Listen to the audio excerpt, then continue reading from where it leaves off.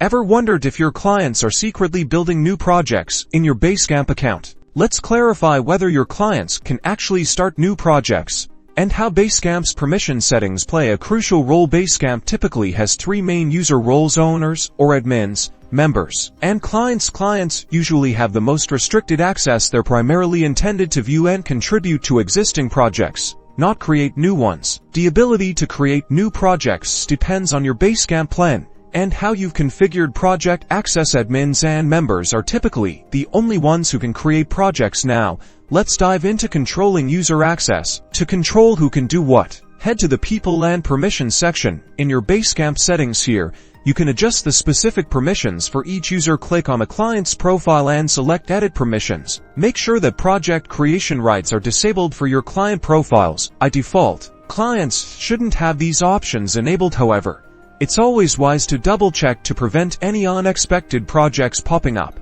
So, in most cases, your clients won't be able to start new projects, keeping your Basecamp account nicely organized. Knowing your Basecamp user permission settings is essential for a seamless project management experience.